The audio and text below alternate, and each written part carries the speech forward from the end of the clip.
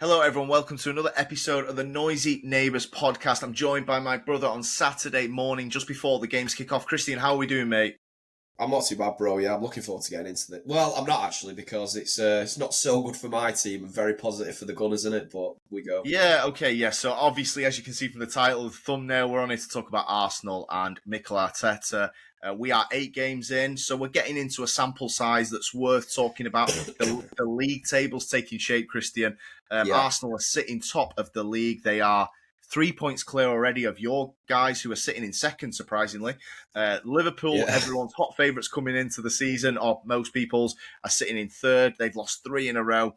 Talk to me about, obviously we've just done a Liverpool episode, you had Liverpool winning the league, you had Arsenal coming second. Yeah. Talk to me about what you've seen in these 8 games from Arsenal, and where is your belief setting with, can Arsenal win the league this season under Mikel Arteta? Are we going straight for it, are we? Yeah, we'll get into if we digress on some certain details you want to talk about, we can, but hit me with your initial take. It's very difficult, isn't it, in terms of who's going to win the league? I mean, you went Arsenal, start of the season. I did go Liverpool, which seemed the obvious option. City, I just didn't believe had enough. I didn't feel like the defence was anywhere near good enough to win a Premier League. If I'm being totally honest, I still don't. Yet to be seen. Arsenal started ridiculously strong. They look like they've got the best defence in Europe right now. We know how important a good defence is to win a Premier League. There is a couple of question marks, which we can get into as well, on how they're getting these goals and some of these wins over the line. But overall, they are the best balanced team currently in the Premier League. I don't think many people could argue with that. So if you are looking for a straight up answer of who will win the league, look, what I will say is the obvious answer now would be Arsenal. They are undoubtedly favourites. But there is still these question marks for me over Mikel Arteta, his attitude, and has he got the bottle to take this over the line? That's kind of where I sit on it. I still think that they've got to have a decent cushion, and look, they might do. They might do in a few weeks because you've got Liverpool. They're already 3 points clear. I'm just going to rip off Arsenal's fixtures in the next few weeks. They've got Arsenal. They've got Palace at home tomorrow at 2 p.m. Nice little fixture. All respect to Palace still. Then they've got Burnley away. Then they've got Sunderland away. So they've got 2 promoted clubs and Palace at home in their next 3. They're on a nice little run at the minute, and that's going to keep the pressure on you and Liverpool. You and Liverpool play each other in the next weeks. I think if Arsenal can stretch this lead to 9 or 10, I think they're going to go on and do it, because I think almost the worst enemy for Arsenal right now is themselves. And I think the City game and the Newcastle game, for me, I think when I watched the Newcastle game and they were good in that, they deserved their win. And they did go for it at 1-1. 1-1 might have been, I think Arteta might have took 1-1 if that City game didn't happen. But I think on the back of that City game, he went for it, he got his rewards, albeit another set piece, which we're going to come to. And after that, I thought they should fancy it now. Liverpool have got question marks in half the team, maybe more. City are relying on one guy at the moment, which I'm not ruling out him carrying you to a title because he's an absolute lunatic. But you talk about, you started it, well-balanced, plays in the right positions, cohesive unit, good dressing room. They've been together a long time now, 4 or 5 years. These relationships, Christian, they're built up now. Saliba, Gabriel built up. Rice, he's been in there in front of them for 3 years. Timber's been in there now for 3 years. Raya's been in net for a while now. Saka's obviously been a mainstay. Odegaard's been there. I feel like it could be a coming of age, and I do think this is their opportunity. If they don't win it this year, I mean... Yeah, it's like with the famous thing, we keep saying it, don't we? But it does feel like that now that it's come to that boiling point. But yeah, just to think, Alex. So I do agree with you, by the way, the cohesiveness of the squad. Like I said, they are the best balanced. They're the team that looks the best gel team together in the Prem right now. But with Mikel Arteta, you mentioned something and you said about the games that they played so far. So if you look at City and you look at the Liverpool game, now they are still massive red flags for me for that manager. Because I still see problems of him with this little brother syndrome that he's got himself. Because why is he going to Anfield and not fancying it? Why is he at home against this Man City side, which is not, come on, let's let's just call a spade a spade. It's not City of old, right? No. I know that. All City fans know that, and Arsenal know it. So why are they acting like that? They're acting like that because these are the tactics being deployed by the manager. So yeah, Alex, it's all good and well having this. Oh, if they go on a run, they have a little bit of a cushion. Do I actually back him though in these games where he's got to show a bit of bottle? I'm yet to see it, and I need to. You. No, I hear you, and what I think. So my initial, I've got two answers for you from what you've just said, and I think you pose a really good question. My first one is, and it's hard to say at the minute because it's not enough time has passed since the City game. Obviously, it's only maybe 4 games ago, 3 games ago, whatever it was. I think the way that second half went, and I think City did everything they could to get out of there with something. And you did. You got out there with a point, and I think everyone would have took that.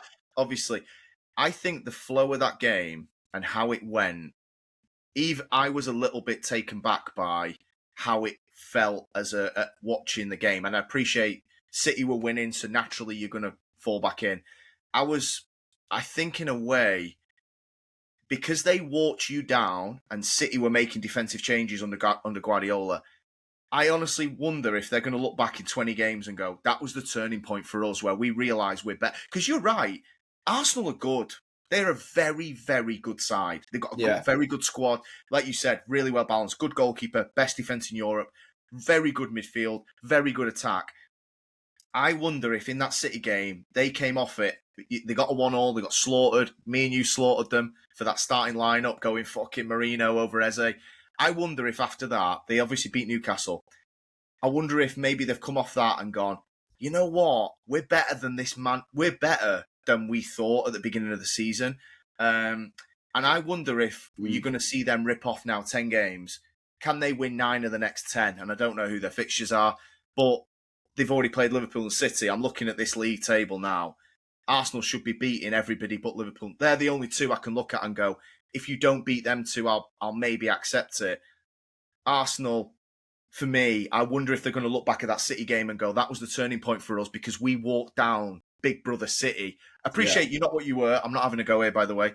I'm just saying they have struggled mentally for me, where it's been like, you know, when they should have gone to your ground and beat you or tried to beat you and they took a 0-0 and then choked it to Villa a couple of weeks later.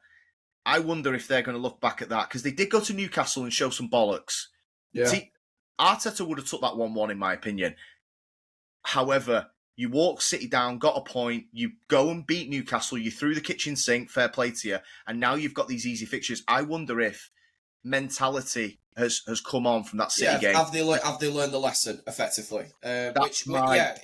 We wait to see that. No, you make some good points, mate. I think one thing that I have got with Arsenal though is yes, that defensively there is no questions whatsoever. You know, I think we all agree best defense in Europe.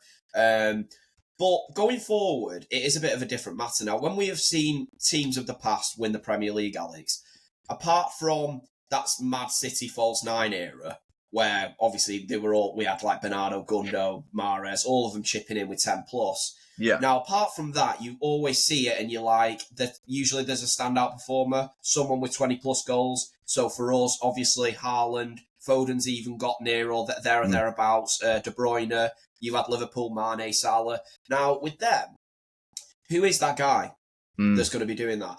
And then if you say, oh, there isn't one, they'll all chip in. For me, who are the players that are all chipping in them? The defenders off corners? Is that enough? I'm sorry. That is where I have a bit of an issue. Could they fall benefit to a situation where the rest of the teams just simply aren't good enough so they could get by with this corner shit? Maybe. But that is my problem because I haven't seen it yet. What's your thoughts on that? Yeah, I think it's a fantastic question. I mean, I think that you'd be stupid to not consider that an issue because you're right.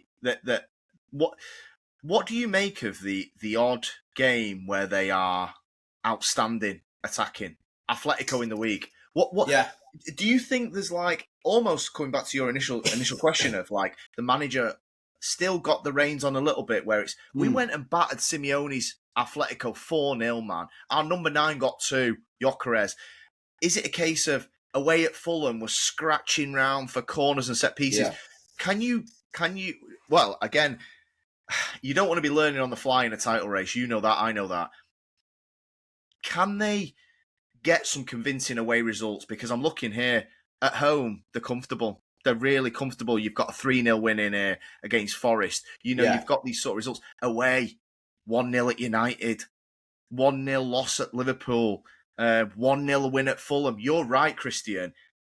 At home, they're fine. They're creating enough territory to win games. Away from home, where's my 3-0 win? Where's my 3-0 win? You better be winning. You better be going to Burnley and putting 3 past them, mate, because you cannot roll the dice with 1-0 wins away from home in the Prem. Unless, to your point, 80 points wins the league, which might happen, to be fair. I think, so with the start of your question, I think it is down to Arteta, and sometimes it must be frustrating being an Arsenal fan, because you watch them games, like you said, and they look unbelievable, and they even go through stretches in games where you're like, fucking hell, this is crazy how good they are. They really have come a long way. But then you're watching the next game, like you say, these away games, Fulham, and they're having to scrape around for long throw-ins, corners. It feels a little bit like, are they making just hard work out of this? Like, let's boil this down, Alex. They are the best. Me and you both agree right now, they're the best team in the league. Now, if they don't go and win it, who are we looking at then? Because 100%. the players haven't got a bad attitude, so forget that one. So then we're looking at, are they playing this off this sports science bullshit? Because they do seem the most woke football team and managed the most woke way. You know, let's boot it straight out for a throw-in. You know, we've now got the long throw-ins, we've got corners, we're doing the bus queue. It does seem like they're playing a bit through sports science rather than just, let's just say, we're the best team and we'll beat everyone. Yeah, just let the boys go out and win the games. I agree, mate. I think, look, it's a hard question to ask, because if City plateau into a top 3 team, which I think at the start of the season most of us expected City to not really be looking at an 85-point challenge. If Liverpool can't get this unbalanced shit together, Arsenal will win the league by default, because they will just go, the odd 1-0 will turn into a 1-1 away, but it doesn't matter, because we're going to win it with 80. We're going to win it on 81 points, and second place will have 76. Okay, if that happens, fine. But I take your point. You're opening the door. What you're saying, Christian, is you're the best team by a mile. Go and blitz the league, get 89 points, and take it out of doubt that you're going to win it. Because Liverpool ain't getting 90 points, City ain't getting 90 points. Yeah. Don't be rolling the dice at Fulham, backs to the wall, in the last 3 minutes where they might get a pen, a VAR might go for them. And I totally agree with you, mate. I think the away games for me, I think Arsenal beat everyone at home. I really do. I don't see. I mean, City put in a great effort to get a 1-1. Liverpool are going to go there later in the season. Mate, Chelsea and United and Spurs ain't going to Arsenal and doing anything. If they play like they did against you and Newcastle, they will pace. But you're right. I'm looking at Burnley and Sunderland. They've got 2 away games in the first week of November. Are you going there getting a 1-0 at them 2? They're promoted clubs. You're meant to be winning. What would Guardiola be doing in the prime 6? They'd be 6-0, right? Alex, we went out and we did do that. We did exactly what I said then. That's why I've got the mindset I do. We simplified it down. We were just like, well, let's look at it. We are absolutely ridiculous going forward. We will outscore everyone, even if we lead one. Doesn't really matter. I just think Arteta's thinking too much. That's all I can make of it. If they do not win it this year, I really don't think they can go. I think they have to go in a different direction, because looking at it, they are not really being put. I mean, look, if Liverpool randomly come back, we've just done an episode on them. If Wirtz randomly becomes Leverkusen Wirtz and Salah, he's Condozol and he's back, then that could be different. But right now, it doesn't really look like they are going to be pushed, like you said, to a 90, 95 point season, which they have got there or thereabouts consistently now. So they should win it, right? But if they don't, then who are you going to look at? And I really do think that's going to be a problem. There was one thing though, Alex. So in the summer, we saw they went and signed Noni Madueke. Now, you look at what was available, and if they'd have just gone and got Semenyo, for instance, would that have just been enough? Would that have got rid of any doubts whatsoever? And especially at this point, we saw the Semenyo start, that has inflated his fee, so now obviously that's bumped it up. But I think that fee, what did they pay, 65 million for Madueke? Yeah. I think you'd have been there or thereabouts and that'd have got you Semenyo. And again, I think that was a weird recruitment from Arteta and his team. But Yeah, no, I hear you. I think obviously Madueke and Eze, could we have gotten a star player for them, really? I know you've increased the strength in depth, and you've spoke about that. That yeah, Odegaard's out, Eze plays. Eze's very good. I thought Eze Yoker, was good, Alex. Eze made sense. I don't yeah, have a yeah, yeah, problem no, with that one. I It's hear just you. the fact they're peddling Madueke, Trossard, and I know yeah. Trossard's scoring, don't get me wrong, so some Arsenal fans could disagree with me. Mm, I just think over a course of a season, if you had nailed down that mm. left-hand side, and you had your number 9 in, and you got Saka there, and then you're going to go with either Eze or Odegaard, I just think you are then set. You have Yeah. got a full, you know what I Madueke mean? was very much signing a backup, but he was 55 mil. Yeah, I hear Yeah, you, mate. Look, they could have been in a better position offensively, but I do think they've got enough talent to win the league. I mean, look, their defensive record, they've conceded 3 goals this season in 8 games. One was Haaland, one was a Soboslai free kick, and then there's another one in there by somebody else who I don't know. Right. If your defense is this good, release the reins a little bit. I know Saka, Gyokeres, Eze, and one of Martinelli and Trossard will win me the league. You've just got to give them a little bit of we're away at Bournemouth. Go and score a couple. We want to be 2-0 up at half time, and I think that's the big thing with the attack. I think the attack's good enough. Again, I think Gyokeres has come in for a lot of criticism. I don't think he's been that bad either. I think he's definitely better than Havertz. And really, where would you have gone instead of Gyokeres in the summer? yeah. Other than maybe an Ekatike, but none of us. I don't think anyone would have done that deal over Gyokeres. Sesko's been great, man. Shout out Sesko, man. No, so look, I think they've got a really, really good team, and I think that sprinkling in Zuba, like I said, it's cosmetic changes now, because you've got to give Arteta credit. The shit squad he was left with when he came in to Arsenal, to look at them now, they're walking out like big dogs in every position, give or take the odd one. The back four's ridiculous. The goalkeeper's great. Rice and Zubimendi's amazing. What can you say, Cricket? You are right, Alex. But they have spent $1 billion, so I mean, they should be walking out with players in every position that look good. No, you're right. If weren't, I'd not be everyone concerned. is. But we have seen it, and it doesn't work. Chelsea, United are perfect examples. So no, fair play. Liverpool. He deserves credit. What I would give him credit for as well is the signings that naturally look like they don't make sense to the naked eye and to the average football fan. He has actually got a job out of. There has been a few that have slipped. But even like Calafiori, I know a lot of Arsenal fans had a problem with him when he was signed, but at the end of the day, he's come in, he's done a job. They do look so solid at the back. And this is where I think, I know what I said about the situation of going forward, but the defence is that good. And if they can just keep cobbling these wins, will it be enough? Because City and Liverpool aren't going to push you as much. So will it be a bit of an outlier in terms of Premier League history where maybe you don't need a guy that's going to bang in 20?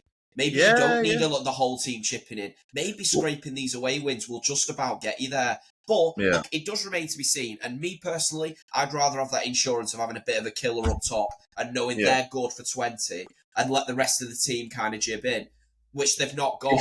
And I would be a bit worried about the corners. But let's see, bro. Let's see which direction it goes in. Do you think Arsenal can beat Jose Mourinho's record of goals conceded? I mean, it would be phenomenal. But so the record is 15 goals by Jose Mourinho's Chelsea side in the early 2000s. So Arsenal conceded 3. Ridiculous. They've conceded 3 in 8 at the moment. I suppose if you just go multiply it by 3, so 24 games pace. So after 24 games, they're on pace to have conceded 9. So if you went another 1-4, I tell you, it's going to be close. Right now, the pace they're on, 32 game pace, they're on for conceding 12. So that would leave you 6 games left. They could do it. They're actually on record pace. And let's be honest, Soboslai, 30-yarder top bins, best striker in the world, blitzed through you and got 1. It's not like nobody else has scored past them except, I don't know who else got that goal. Obviously, they conceded 3, but... I agree. I do agree. I think the way he's built it, and just a shout out to Timber, by the way. Timber has been unbelievable. I didn't see that. That's another one where Arteta, you've got to give him his dues, man. I mean, that was an unbelievable signing, and no one really saw him becoming an elite fullback. I didn't really see that, but I mean, I watch Really, him, and I'm now looking like, well, he's probably.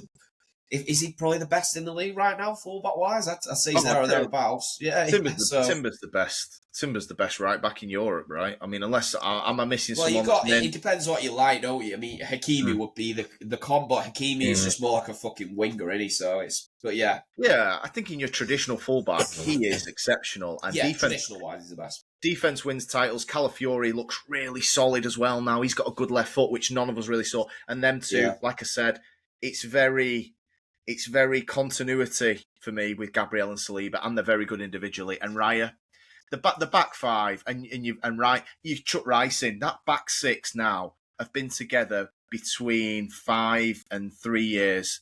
And it's cosmetic changes now. It's Zubimendi. It's not what Liverpool have absolutely overhauled the whole squad. Arsenal, in fairness, they came second last year for the third year in a row. It might have been easy to completely shit the bed and change everything. It's get me a number 9 in for Havertz and get me a centre mid in for Thomas Partey. And then Eze and Madueke give me depth if people are injured like Odegaard now. And I think they did good business. I do take your point. I mean, look, Semenyo's one of the best forwards in the league right now. So I think everybody's looking back at that going, my God, why didn't we sign Semenyo? And Arsenal, you're right. Like, Martinelli-Trossard combination, for me, I've never loved. But again, they go through waves of, I mean, Martinelli took that one. Or was it Trossard, whoever scored on Wednesday? Or did they both score? Stuck it away nicely. So I think they're really well set. And look, these fixtures, mate, they've got Palace, Burnley, Sunderland in the next 3. Don't be drawing one of them. Don't be drawing one of them, Christian. Well, Palace like a result against a big team. We know this. So if there's one to slip up against, is it at the Emirates?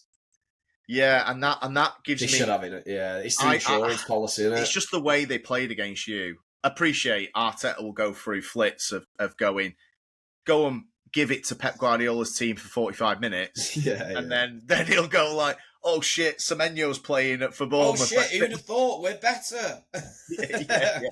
Brilliant, isn't it? It's like, I'll hook fucking Marino for Eze and batter Guardiola. We look better all of a sudden. It is a bit weird, isn't it? And that's where I do struggle to give him credit sometimes. But you know what? Look, they're in the position they are.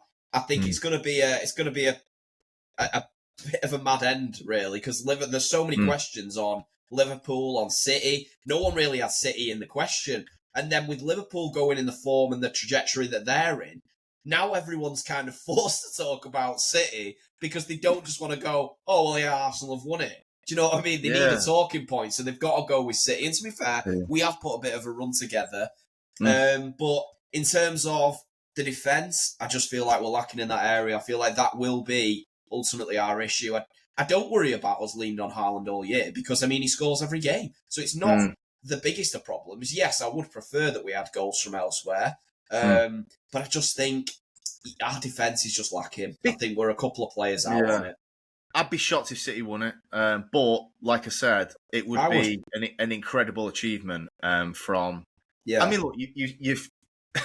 it's weird. You've not spent very well, so you're in a position where we think the squad's not good enough. But you know, I think that Haaland is a mate. I mean, look, if Haaland leads you to a title, it's one of the best number 9 efforts in history of football, right? Yeah, he's grabbing this team by the scruff of the neck and he's playing for Arsenal, who don't concede any. You're right. So yeah, I'm just looking at the fixtures here. You play Liverpool in 3 games' time. Yeah. So we've got a very kind December though, Alex. Our fixtures are very favourable in December. So I don't think, you know, when you were talking about that cushion, I don't think they're getting that. But so you're 3 points. Yeah, you're 3 points behind. Liverpool are 4 points behind. If Arsenal win 3 out of 3, which starts tomorrow with Palace. Yeah. And then 2 promoted clubs that they should be winning 3 out of 3 there if you're actually serious about winning the league. City and Liverpool play each other, so naturally one or both are going to drop points there. Arsenal, you need to take care of business now because you've played City and Liverpool, you've played United. Now you've got to go and win 7 in a row. I know what Pep Guardiola would be doing right now. He wouldn't be City and Liverpool under Klopp and Guardiola would not be not putting a fearsome run together now where it's like, you two got to keep pace with us now because we're winning weekly. Yeah, exactly, mate. No, exactly. And even Spurs, I think they've got Spurs in the fourth game, Arsenal. Don't be losing to Spurs or dropping points to them either. Do you know just one thing, Alex, before we wrap up though? And this is in no well, I'm not bitter. I've got nothing to be bitter about. They're not won it. But in terms of Arsenal, I have a bit of a problem with if they do go on and win it. Look, fair play. You would win the Premier League, and over a 38 game season, that's the beautiful thing. Whoever wins it deserves it. But I personally had a lot more respect for Liverpool and the way they approached it with us. They battled it out. They went toe to toe. I didn't see any of this shithousery that I'm seeing from them. Like, I don't respect Arsenal. I really don't. I'm sorry. I don't respect a team that is honestly running for a title, but a pivotal play with them is corners and throw-ins. Yeah. I can't get behind that, Alex. I'm sorry, and I never will. I will never look at a great Premier League side that wins it and go, oh, them corners were good, weren't they? No, come on. It's not the Championship. I can't get behind it. With Liverpool, Alex, I admired the way they played. I genuinely did. On the quiet, I enjoyed watching Liverpool. When it was that chaos under Klopp, do I think they were more excited to watch than my team? Even though all the trophies we won, I would honestly have to say, yeah. You don't even have to look at City and Liverpool. Look at Arsenal under Arteta 3 years ago. Yeah, at the start, yeah. With the worst team, they were fantastic to watch. Fantastic to watch. They didn't have Declan Rice. They had Gabriel Jesus up top. They were brilliant to watch. And I hear you completely on that. And the Mourinho 15-goal conceded record with John Terry, Carvalho, Petr Cech. Amazing achievement. Do I look back and think, do I want to sit there and go, I want to watch Robben and Duff and Drogba on the counter-attack? No. Yeah, no, exactly. I don't. I'd rather watch Pep Guardiola's Centurions. I'd rather watch Fergie. I'd rather watch Klopp. And for me, Arteta could have won it with a bit of flair because they're such a good side, in my opinion. And they're not going to... If they do win it, like you said, they're winning it this way. He's made his bed now. We're going to concede 15 goals and we're going to win it with that. And they probably will, in my opinion. But I totally agree. Hey, people are paying how much of them season tickets at Arsenal, mate? How much? Sorry, no, because they play okay at the Emirates. How about them away trips for the Arsenal fans? They must be getting through a bit of money on them, and you're serving up long throw-ins and fucking, like... I'll on the AFTV. Like, they've only got to have one bad result and they're lobbing the season tickets in the air. You know what the fucking like, aren't they? So, like, look, it's an entertainment sport at the end of the day, like... Can anybody remember a 0-0 they watched in live? No, I don't. I went to Mourinho United games towards the end. They were dire. Do you know what, Alex? Do you know why it's always a dangerous one when you play the way he plays and deploys these tactics? It's because when you're winning and you're doing just about enough, it's fine. But as soon as the results start turning, even one result, it's like, oh, see, I told you, it's fucking shit. We're watching this, we're not enjoying the games, and the results aren't there now, so it goes double bubble. Do you know what I mean? And I can see if they don't do it this year, I really can't see them ever doing it. Not under him, anyway. So no, I completely hear you, mate. Yeah, look, let's see what happens. It's a relatively small sample size. I think we're getting into, something we can talk. The league table is taking shape a little bit. Arsenal, City, Liverpool in the top three. Chelsea are fifth. Spurs are sixth. United are ninth in the top half. So are you having a late title charge, lad? How many points off are we? We're 6 points off the top. Well, it is mad, isn't it? How close the points are. It's crazy. You know what's like wild is that. So United have had a tough start fixtures wise. Okay, we've played Liverpool and City away. We've played Chelsea and Arsenal at home. Oh, he is. He's saying they're on for a title charge, isn't he? No. And if we beat fucking Brentford, who were actually, maybe I take that back, but I think most of us have Brentford down for relegation. If Bruno could take penalties, we would be joint we would be joint with you. That's just mad, isn't it? It is insane. If one of the best penalty takers in Europe scored, he's one at Fulham and he's one at Brentford, we would be in the top three right now, Christian. Look, it's wild. I think this season we are seeing teams take points off teams that usually wouldn't. So yeah, it is a bit of a crazy. It is a bit crazy. We're a whole different entity. You're just one on your own. You don't know what's happening, do you? They set a firework off United and don't direct it, and it just blows up somewhere. We are hilarious. We play Route 1 with 3 small forwards and beat Liverpool. What are we? Oh my god, it's just chaos. It's like give me some Sam Allardyce ball with Mateus Cunha up top. It's fucking mate, and it actually worked. I mean, what are we? Mad. Yeah, let's see what happens. Any Arsenal fans, let us know in the comments. Are you guys really confident? And if you don't win it, is that it for Arteta? I mean, I think, you've got to get over the hump. This is your gap in the market. Unless Liverpool go and rip off. Look, if it's under 90 points, whoever comes first, that better be Arsenal first. Not from my perspective. I'm talking general football, analogy here. Yeah. If it's 89 points or less, that better be Arsenal at the top, or Arteta can go. Yeah. Oh, he's got to. Alex, this has got to be his year. It's now or never. If it's in the 90s, well, Haaland's got 65 league goals, and I might let Arteta off if it's in the 90s. No. Okay. Hope you enjoyed the episode. Let us know in the comments what do you think about Arsenal's title challenge this season. And if not them, who else is winning it, man? Let's go. Okay, thank you, Christine. Appreciate your time, my friend. Yeah, cheers, and we'll catch you on the next one.